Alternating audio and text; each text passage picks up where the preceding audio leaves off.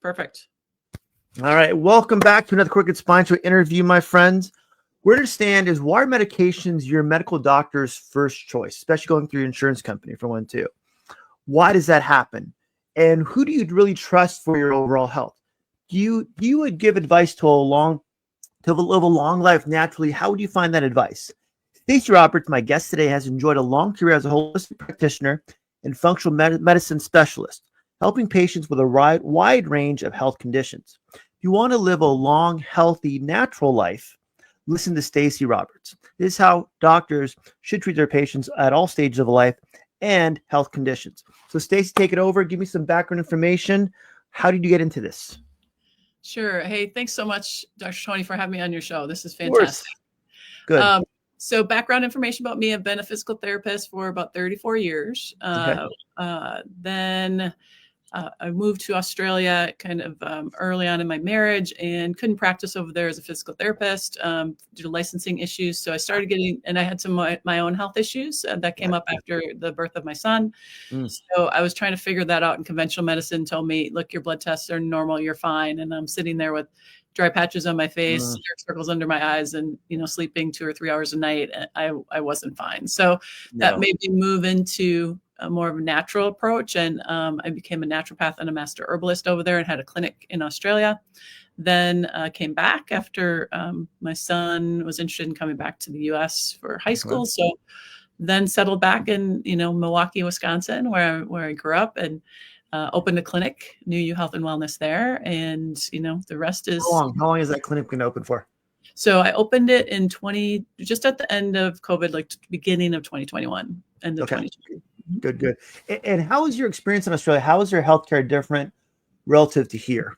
Very well. Okay. This was back in 2004, 2005, when I moved there, or when I had the clinic there. They were just much more open to natural remedies. What's really interesting about that is they love their herbal tinctures. Like, they love to drink their herbal tinctures and don't really love... What is that? Where it's a tincture is like an herbal tincture. So it's an extract from an herb that, comes in a liquid form. They do less tablets and more tinctures over there, at least back when I was there. So I had a dispensary and did a lot of combination of herbs and supplements and lifestyle, and then did my physical work kind of on the side as well, to help couples with fertility issues, male and female, with hormone issues. And then have applied that into my physical therapy practice here. I got my nursing degree to expand my scope of practice. And so I can do more functional medicine. So now I've got the 1 foot in conventional, 1 foot in natural, and put that together for my patients. And going back to, say, Australia versus America, how the U.S. runs, how much is pharmaceutical drugs part of their medical treatment versus what we experience here? It's still very much a big part of it. It's not quite as expensive over there. They have, drugs that come into that country, have to be at a certain price point for their Medicare over there, because socialist, everybody's got Medicare over there, basically. So it's still a big part. But they're much more educated and more open. Like when I lived there, you would go to a strip mall and there would be a naturopath, an acupuncturist, a massage therapist, a physio, a chiropractor, like all in one area. Here in Milwaukee, it's starting to be like that a little bit more. But 20 years ago, it was already that way over there. So people were more open to more natural remedies and more natural ways of doing things. It's more of I want to call it a higher demand, I'm assuming, too, if you're able to have that in a wellness center type of aspect. Going to nursing too, why did nursing and becoming a nurse and going through the internship and practicing, did that still reinforce your desire to be a functional medicine specialist, or did that kind of go, okay, now I want to, or how did that work for you? So when I moved back to the U.S., my license here in the U.S. was physical therapist. So when I came back and said, hey, I can talk to you about hormones and help you with fertility and, do lifestyle stuff, people were like, but you're a physical therapist. So I knew I needed to do something for kind of the public's perception. So went back to nursing school to increase my scope of practice. I'm close to being an NP. I just have to find some time to do my clinicals. So I figured that would help, and it has. So, people now that I say also that I'm a nurse, people are like, oh, okay, I get it. You do functional medicine. That makes sense. Where there was before a little disconnect when I would say that just if my only credential was physical therapy, even though my basis of knowledge has been pretty much the same, it's easier for my patients to understand. And going into physical medicine, looking at that aspect, even herbal supplements for one also, why did you choose to help your patients without drug surgeries or injections? Great question, because people ask me, when you become a nurse practitioner, are you going to, prescribe medications and do injections and do all that type of stuff? And my answer to that is maybe slightly, because I don't completely discount conventional medicine. But my first step is always going to be, let's find the root cause. Because as you know, what happens many times, and I've been in physical therapy for a long time, so I've seen it back where Voltaren used to be a prescribed medication, right? And now it's over the counter in cream form, right? So there's different ways. Things have changed significantly. Back 30 years ago, there wasn't all the NSAIDs. There wasn't everything to do that everybody thought, oh, I have a headache, I should take a medication. Yeah. I bumped my leg and my knee swollen. Oh, I should take an anti-inflammatory. That wasn't the way it was back then. So what we did, 30 years ago was a lot of what we're doing now is help patients try to avoid the surgeries, help patients try to be stronger, try to find that root cause. So we've gotten more away from that as medications have become more popular. And in my book, I talk about in the pain-free formula, the amount of money that is now spent on advertising medications, both digitally is just billions. And then, it used to be just TV ads. That's still happening, but now it's just, mushrooms, big, huge mushroom cloud of advertising for pharmaceuticals here, which was, we talked about Australia. The difference is you didn't see any of those ads on television in Australia at all. So, and not just Australia, it's all Europe, anywhere in the world really does not allow legally those amount of ads or those type of ads, even just overall marketing, I'm assuming, right? Yeah, as far as I don't know, again, I haven't been there for 10 years, so I don't know what laws may have changed then, but back then you just didn't see it as at all on television. And now I don't know about digital ads over there, but it's just ballooned here. So people look at that first because, it feels like it's the easiest way to do something. And maybe in the short term it is, but you really want to get to the crux of the issue. You really need to look at those root causes for long-term health, because what people don't often know about the NSAIDs that they take regularly is that the longer you take those, the more increase of chances you have to develop chronic pain. And also that and pain meds, the longer you take those, the more sensitive you become to pain. So in essence, they make you hurt more the longer you take them. So they're not, I don't think anybody's original intention, except for people who are making money off of it, was for people to take those forever and ever, right? Let's get through the certain phase, hopefully get off of them. But we know that hasn't been the case for some people, unfortunately, because of the addictive nature of especially opioids, right? Is it almost like something to where let's give them pain meds? I want to say 90 days into it, or even less than that too, the medication isn't working. What's the next step? More pain meds. What's that's not working. What's the next step? Maybe injections, maybe a specialist, neurological, blah, blah, blah. Versus like, hey, let's take a step back and look at the whole person versus anything else. And what are common side effects, say common pain medications for chronic pain and or injections? Well, the cortisone injections are the big one, right? So they are still relatively cheap from an insurance standpoint, but research has shown very clearly now over the last 5 years that cortisone, if given either too many times or they don't even know, maybe after one, we're not 100% sure, can degrade the joint. So you're causing more degeneration of the joint. So the old belief used to be, look, we'll do cortisone injections until your joint's so bad, then we'll just do the replacement, right? Well, they didn't really talk about the fact that cortisone injections were causing the knees or we're going to accelerate that process for you. Right, exactly. So some people would go like monthly or quarterly or whatever. Now that's still available, and when I talk to physicians about why they're still doing cortisone injections, even though they know that this data is out there, they say the patients want immediate relief and it's covered by insurance. Aren't you the doctor? Aren't you the one supposed to be controlling that? Aren't you the guardian of the patient's health? It's hard. It's hard for them because the patient will just go someplace else to get it right. I get that. But I think there's some doctors that do a fantastic job of educating patients and helping them find the next step instead of, continually doing those injections. And then others just give them the injections because that's what they want. And that's what happens, which is unfortunate, especially in lieu of the new evidence. Now, there are other injections that are out there that are getting some good research behind them, like PRP, stem cell, all those types of things. But even those at times are used too soon or not in conjunction with other things that can significantly help the patient. Like I have a soft wave device. I don't know if you've heard of soft wave. Yes. The soft wave is a shock wave device, a very particular type of shock wave device, electrohydraulic, broad focused shock wave. So what that means is it covers a larger surface area and gets deeper than any other shock wave device on the market. It's also much more comfortable for my patients. And if it is a localized issue, Tony, this 80% of the time, if not more, will significantly reduce or eliminate that pain. Now, as a physical therapist, I also work on them and their biomechanics so we can take the trigger of the pain, right? Because we want long-term results.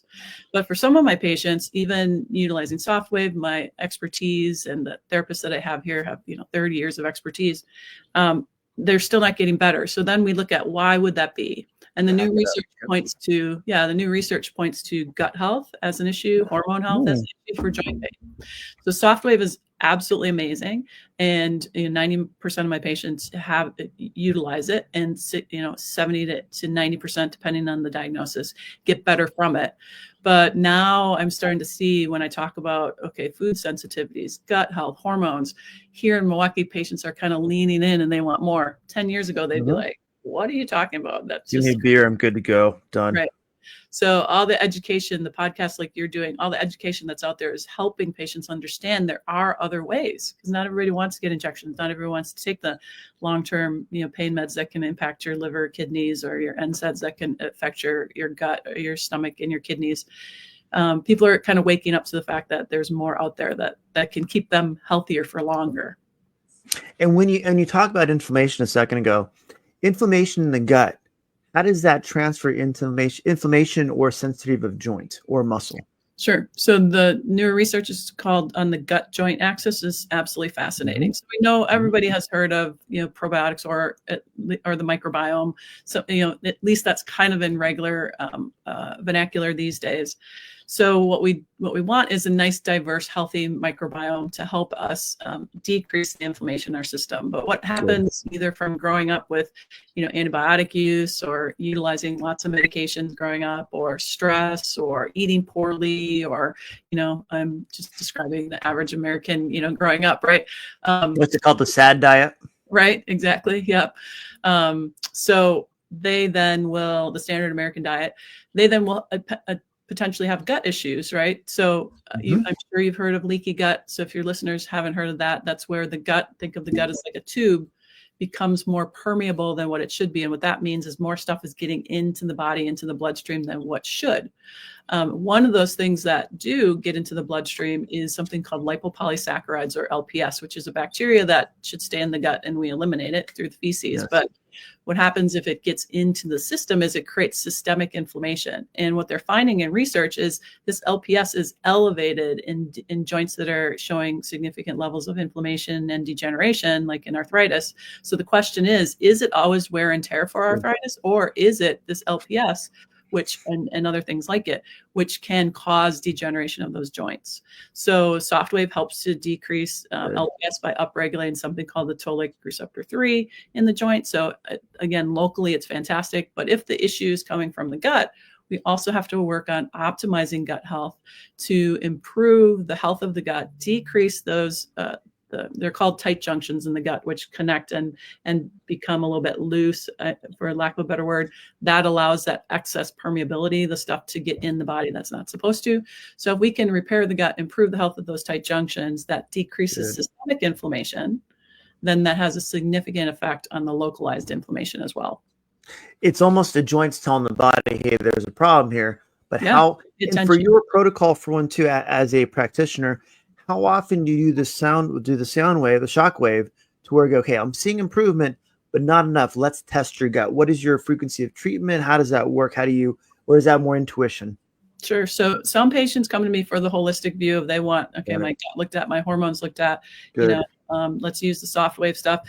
Right now, that's a minority of my patients. Many of them want to come in for that, quick fix. They've tried everything else. It's not working. Will soft wave help? By the second or third treatment, if they're not 50 to 100% better based on the physical therapy that we're doing, manual therapy and soft wave, the biomechanical analysis, if they're not 50 to 100% better, something else is going on. So that's those set of patients we talk about all the way through. We're already talking about the holistic approach. Then we start looking at, depending on how they're presenting to me, maybe we look at hormones first because they're perimenopausal, or maybe they already have digestive issues. So we might look at the gut first, or we might look at all those things together. It's really up to the patient as to lead me to what they want to do after I give them the information and give them my feedback. It's almost you're going, okay, you're always looking at them, I'm assuming, once you walk in the clinic as a whole person first, we'll treat that problem, but there might be something else going on. If this doesn't feel like it's working well, let's look at this next. Correct. So you're giving them an expectation of, okay, we're okay, but if we're not seeing that expectation, let's go to plan B. Exactly. Yep. And Perfect. It's completely up to the patient. Like if they want to do plan B along with plan A, absolutely we'll do that. If they're like, look, this is, out of pocket that I'm paying this, so let's just see if this works first. Practicality. Yep, got it. Exactly. Practicality. It's right now not a treatment that's covered by insurance, so it is out of pocket. So let's rule that out. And in the meantime, we're giving them other things that they can do to, optimize their situation. So usually they're getting better, but they really should be significantly better, if not 100% better, between that third and sixth treatment. So by the second or third treatment, we know whether it's simply localized issue or is there a systemic issue that we need to address. And part of your intake is there a diet questionnaire, an exercise questionnaire too? Actually, I'm great. Thank you for asking that. I'm developing, we have a very extensive questionnaire that patients fill in. And that helps me kind of pinpoint, but that's only for one-on-one. So what I've developed, and that'll be launched along with my book in mid-March 2025, is a quiz, like a pain-free quiz. So you'll be able to ask questions that will then kind of point you in the direction of, this is potentially localized, this is potentially hormonal, this is potentially, your gut, or this is probably a combination of that. So we'll be able to, besides our one-on-one work that we do with our comprehensive evaluation, we'll eventually have people have that information that they can take to their provider or come to us via telehealth if they're not local in Milwaukee and Wauwatosa, Wisconsin, that we can discuss that information more at length. So at least it'll give them some direction. But it's always, everybody's a different person, right? Our microbiome is also like a fingerprint. Everybody's microbiome is completely different. So we need to look, medicine needs to be more personalized, which it is going in that direction in many ways. Well, you're helping someone also understand, this is my health. I can take this information, what Stacey and her team is telling me, and now take it to me if I need me, my medical doctor. Hey, what do you guys want to do? And once they go, we don't do much of that. Great. I'm going back to Stacey and let her take care of my health. Right. Giving someone a way to educate themselves versus just go, yes, doctor, yes, doctor, yes, doctor. 100%. Absolutely. It's amazing when people want and again, it's the same thing. They have to want the information, be at the right time in their, I want to call it their life. Right. I say I ask my younger patients too, are you still invincible? They go, yeah. I'm like, then don't worry about it. Keep drinking Red Bull. You'll be fine. French fries are fine for you. Once they go, you know what? I'm feeling like I may want to live past 30, 40 years old. Let me start taking care of my health. They go, okay, now they'll listen. Yeah, it's when you start making those noises when you get up off the chair that you didn't need. Oh, ouch. Why does gravity get so heavy, especially afternoon, right? Exactly. My personal thing is like, when I come home from work, I walk the dog, take your trash out, whatever I want to do before I sit down. Once I sit down, man, it's hard to get up. No, right? I feel like I'm in a vortex once I sit down and just kind of sucked into staying there. When you have a good day, that's right. When you have a good day. Going to talked about a little bit of chronic pain, and how does stress affect or effect someone's ability to improve their health? Excellent question. So stress affects people in different ways, right? So let's just focus just on cortisol. People think of cortisol as a stress hormone. Stress impacts many other body systems like thyroid and even the gut as well, because when we're under stress, that permeability that we talked about increases. But when we talk about stress, people usually think cortisol. Cortisol gets a bad rap. Cortisol is actually anti-inflammatory, right? Cortisone, which we're injecting into joints, is a derivative, right, of cortisol, right? It's one of the metabolites that our body releases from the body, from cortisol. So we need a good amount of cortisol to help us manage stress, and it can be anti-inflammatory. Yes. But when we're under significant stress, whether it's emotional stress or stress from like foods that we're putting in our body that are causing inflammation, or excessive weight gain, that kind of stress on our system, cortisol still goes up, right? The body doesn't pick or choose, how to react to a certain stress because it's a certain kind of stress. It just reacts to stress. So then that excessive cortisol, that catabolic nature of that, can contribute to breaking down the body. So breaking down the tissues of the body. And when we go through a hormonal shift for men and women clearly perimenopause into menopause, men potentially, a little bit later in life, we call it jokingly andropause. A shift in hormones can happen. And then also if our cortisol levels are too high or too low, that significantly impacts our ability to manage stress. And what people don't understand too is that your hormones have a direct anti-inflammatory effect. Your sex hormones, estrogen, progesterone, testosterone, have a nice anti-inflammatory effect. So when the shift happens and those hormones are less and less, that decreases our natural anti-inflammatories. So we want to kind of try to maximize that, maximize our gut health, and manage our cortisol levels by managing our stress, to be able to improve joint health. I mean, I've had patients sit across from me and, I say, I can tell that, they're, stressed about things, or they tell me about things that being stressed. And I'll say, when they're talking about the stressful event, I was like, how's your back feel now? They're like, my God, it's hurting more, when they talk about that particularly stressful event. Yeah. So the mind-body connection is completely there. It doesn't mean it's all in their head, but it's definitely something that the way we're thinking about things, the stress that we're under, increases those molecules in our body that can be pro-inflammatory when there's too much of them. And then that exacerbates some of the pain. How do you communicate to patients, for example, when you see the first assessment with them too? Look, you've had this, you're not doing this. It seems like you're basically in your mind, I'm going to go, they're in chronic fatigue. There's overwhelming stress right now. How do you communicate to patients to where linking that, where if we do this, you're stressful. This is your stress. This is how we kind of quantitate it or objectively look at it. That point and go, this is we're going to how to deal with that to make your body feel less stressed, then you can actually recover and heal. Yeah, that's the challenge, right? So I would love for every single patient that I sit across from to do all the things, right? To work on their gut, to optimize their diet, their hormones, to meditate, do, different stress management. I would love everybody to do that, but not everybody wants to, nor is everybody ready to do it. So by listening to the patient, meeting them where they're at, and then doing things such as, so if I think it's, cortisol is an issue, I'll say things like, so, do you feel like you get a second wind at nighttime? So instead of cortisol being low, where it's supposed to be low before you go to sleep, it bounces up again. And then they maybe have sleep issues. So I know that their cortisol level is probably a little bit too high. They can't fall asleep, all that type of stuff. So then they're like, yeah, I do have that issue. And then I go, okay, so this is why that potentially is happening. And because that's happening, we also need to address this. So I'd really meet them where they're at. I listen to what their symptoms are. I listen to what they're dealing with. In my mind, I'm going, okay, that potentially contributes to thyroid issues, right? Or cortisol issues, or low estrogen, progesterone. And then really feed back to them the real life scenarios that they go, yeah, actually, that's exactly how I feel.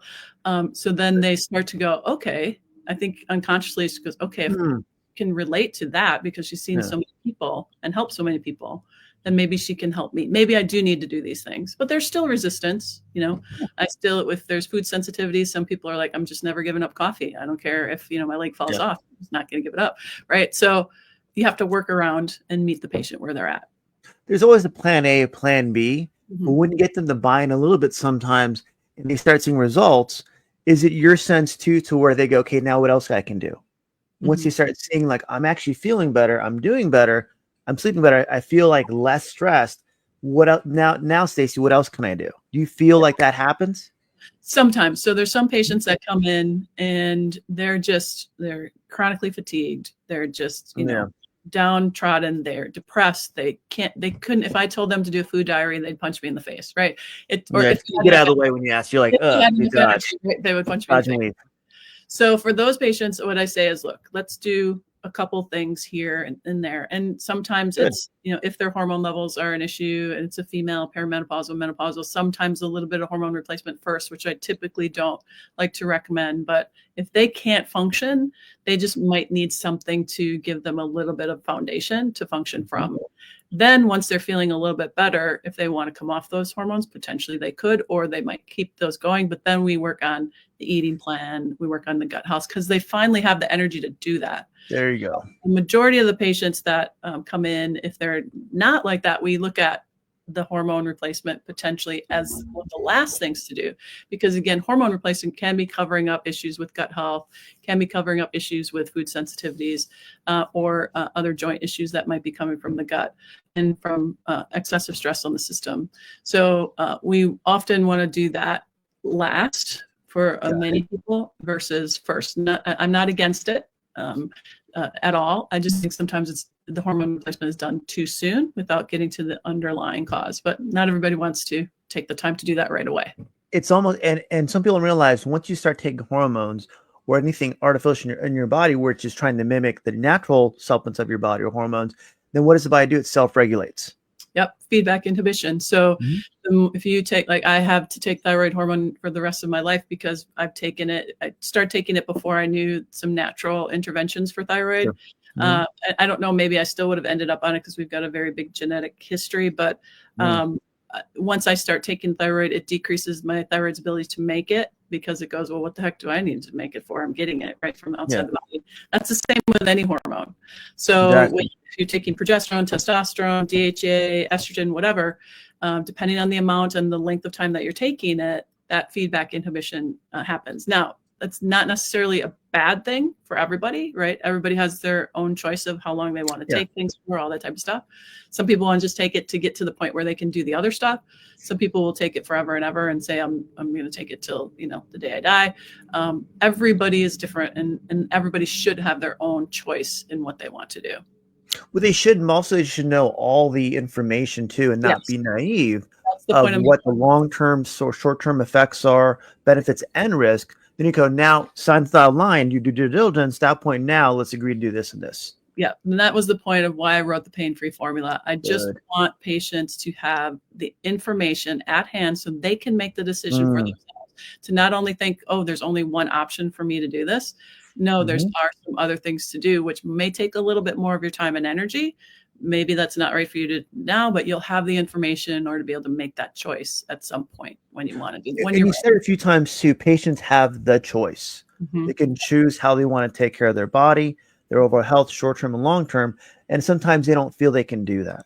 Correct. And I think a lot of times it's because we've been trained in our generation, a little bit less, my son's generation, a little bit less. We've been trained to only go, the doctor said to do this, so I'm going to do that. Now we become more accountable for our own health, which is good, right? We want to take that accountability. We still want to get that information from our trusted health professionals so that we can make the choice.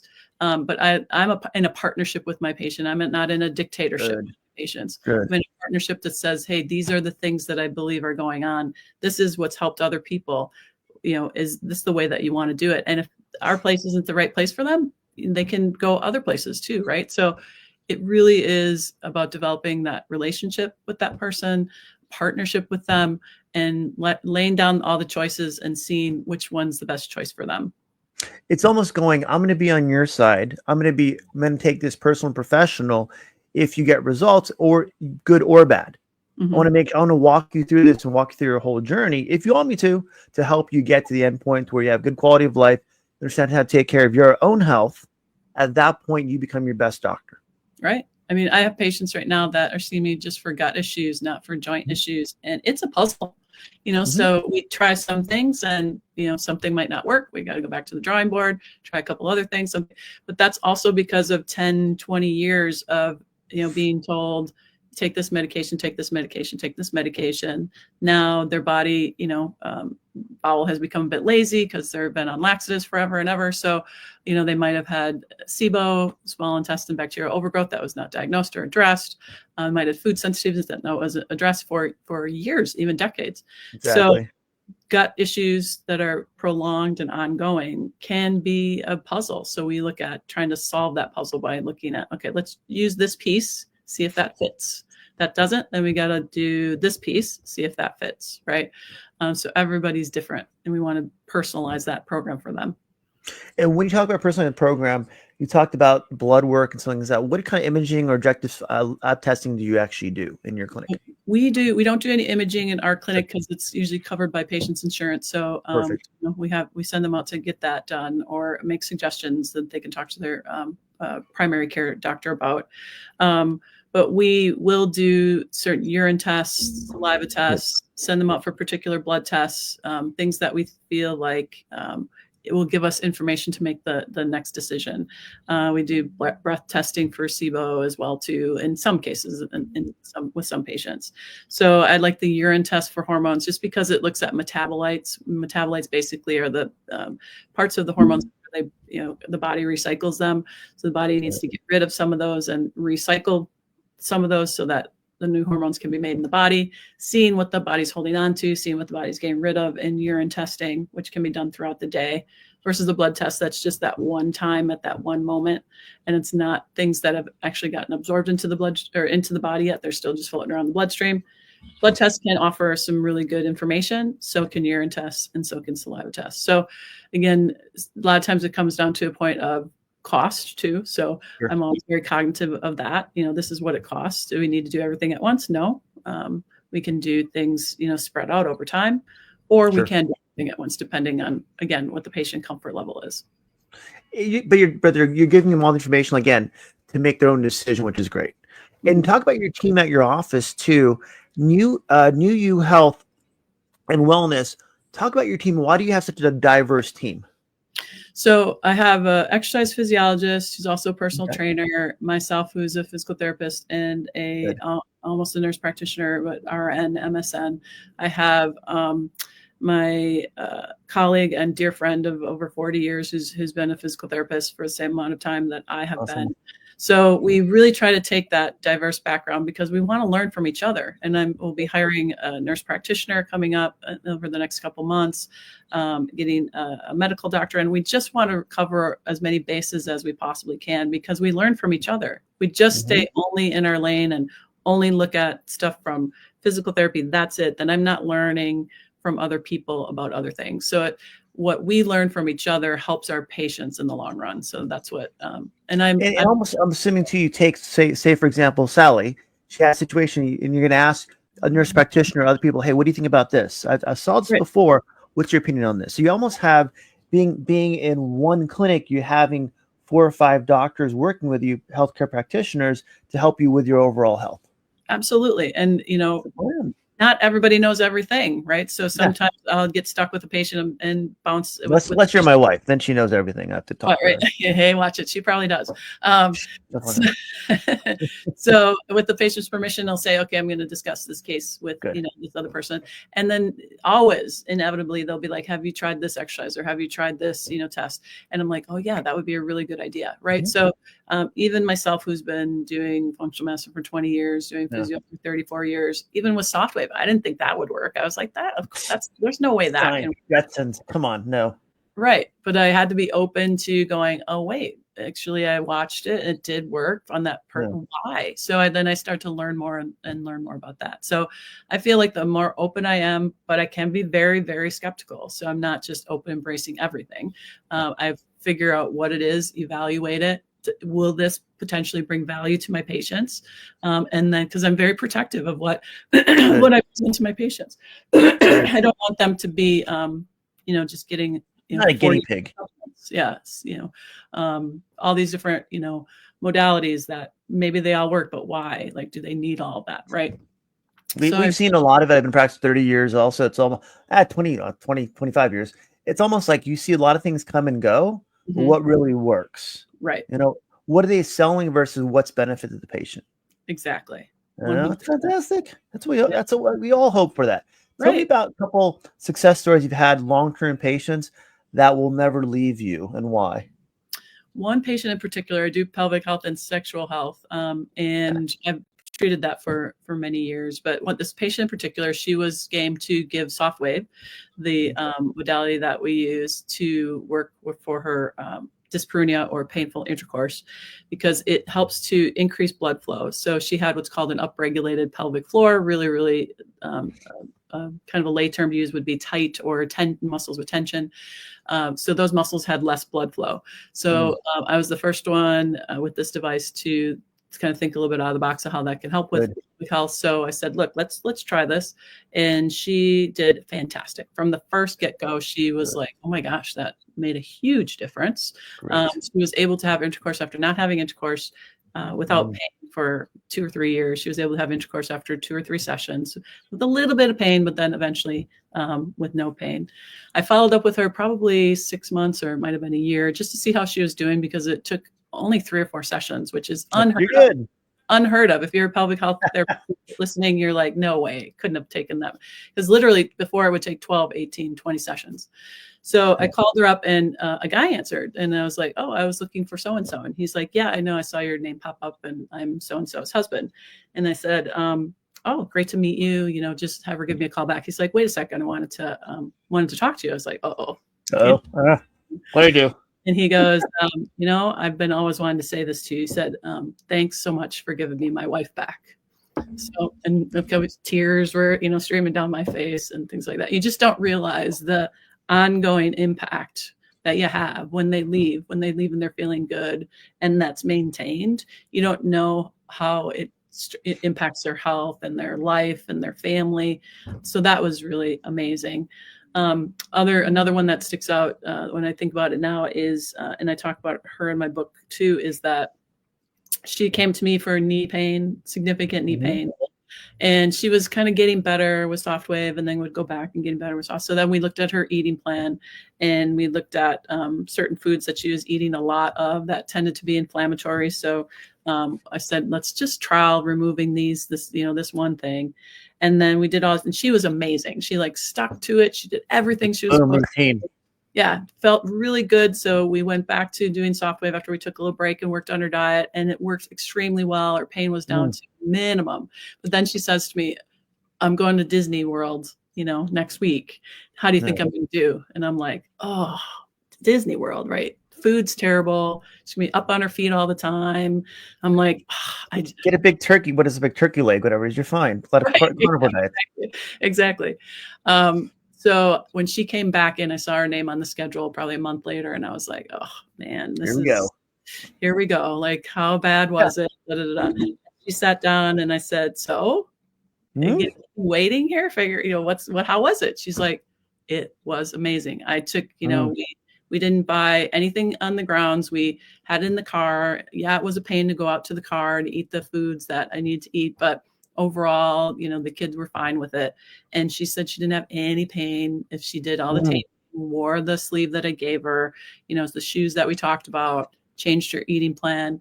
And I was just like, that is awesome. So she was able to take her child or her children to this Disney World and participate, like be a part of the experience. I'll be out here, kids. Have fun on that ride. Enjoy yourself. Exactly. And that will be lifetime memories that they'll have forever. So I could go on and on about different stories, but those. It's like that situation there. That's not. I want it's not a rarity, but you were able to link it to she's having this. Let's look at this instead. Yeah, exactly. She was medically they would have removed her knee for looking at her gut. There's no way. Yeah, there's no exactly. Way. Let's talk about. You mentioned earlier too. Your book coming out. The Pain-Free Formula. What is your book? Who's your book for? Who's the audience for that? Sure. So it's called The Pain-Free Formula, Solving the Puzzle of Muscle and Joint Pain Without Surgery, Injections, or Medications. So the audience for that is some people who they feel like they've tried everything. They feel like, you know, they've gone to the chiropractor, the acupuncturist, the physical therapist, the doctor, and nothing's worked. So they either want to avoid surgery, or they're even told that there's nothing we can do. There's nothing we can operate on. Anybody who wants to potentially, and sometimes we're just priming them and help them do better, like what's called prehab, do better after they have surgery. But anybody who wants to know, okay, why Why do I still have pain after 5 years or 10 years or 2 years? Why hasn't my body been able to heal that issue itself? Exactly. So if you've done everything, it's not worked, or if you're curious about how your hormones and your gut health and food sensitivities might be affecting your overall health and your joints, then the Pain Free Formula is for you. Why did you write the book, Miss Stacey? Well, interestingly, I wrote it because I don't know if I can say this on the podcast. Bored. I was pissed off, actually. So I hurt my knee myself. I had ACL surgery like 1986, however many years ago that is. Yeah. And the doctor told me then, you'll probably have arthritis. Well, I never had any problems with my knee at all. And I was at a wedding with my son and doing the polka with my son. Actually, I saw him doing it and I was like, dear God, that does not look good. I got to teach him how to do the polka. So I went out there dancing with my son, which there should be warning signs at weddings that if you're over 50, that don't even try it. Hazardous to your health. I'm doing the polka. I hear a massive pop in my knee, immediately searing pain in my knee, swells up like a balloon. I write about the whole story in the Pain Free Formula, but subsequently, as a physical therapist, I was able to address it, get back to walking. SoftWave was phenomenal in addressing it.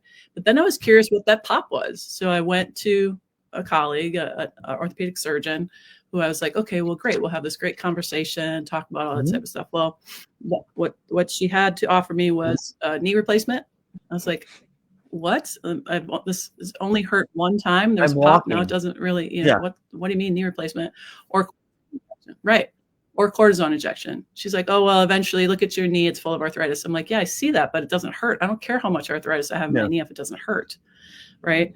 So those were the only two options. And she said to me, she's like, do you mind if I ask why you don't want the cortisone injection? And I thought I was truly trying to be a patient, like trying not because I'm knowledgeable. To just be a patient. Right. Yeah. But she asked me, she said, why don't you want to do the cortisone injection? And I started talking about the research.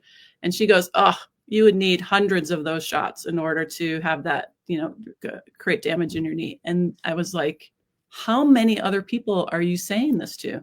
How many other people are getting the wrong information about everything, about the medications, or no information, right? Maybe it's not wrong. It's just, they're not given any information. So then I got mad and I was like, that's it. How can I get this information out to people?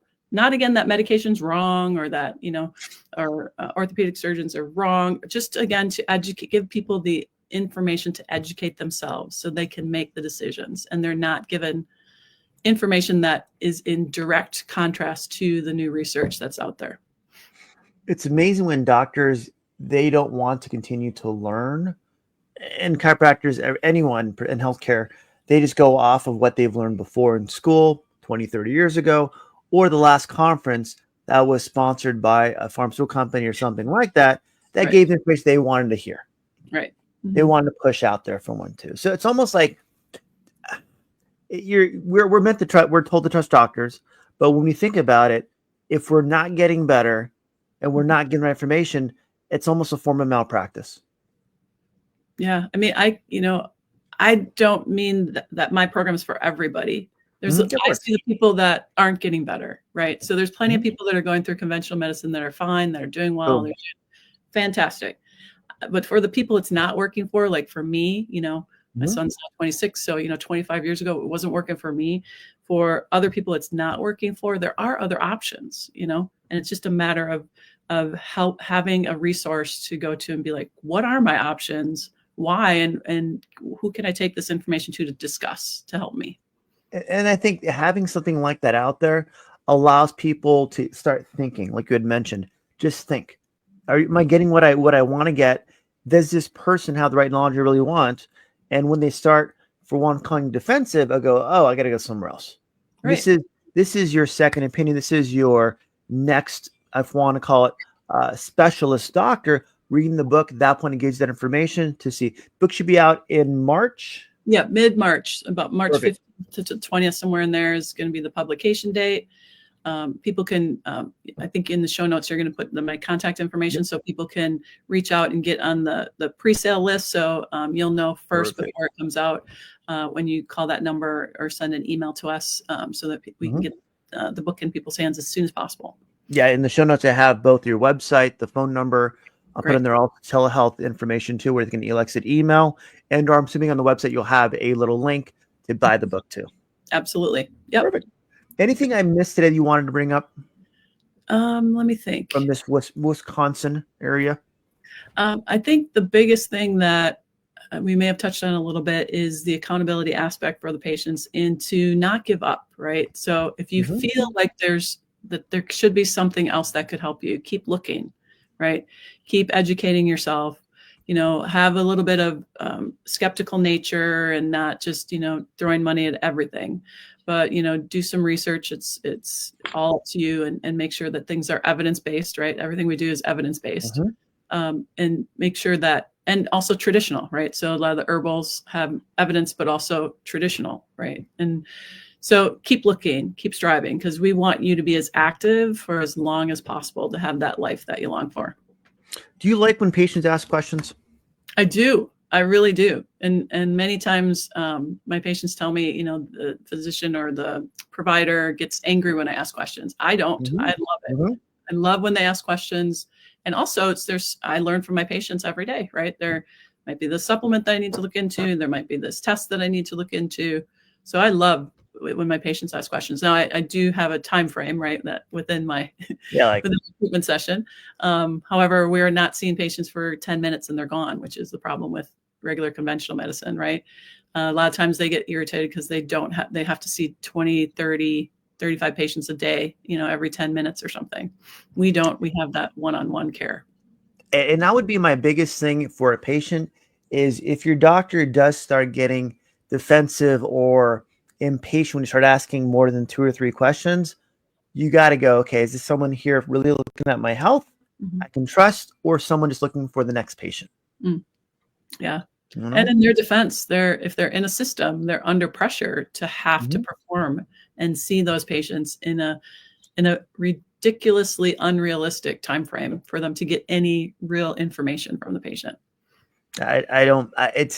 And some doctors can do that. I'm not a robot, so sorry. Try to actually crack a joke with my patients as much as I can. That's my plan every day. Yeah. Anything else, Miss Stacey, you want to talk about?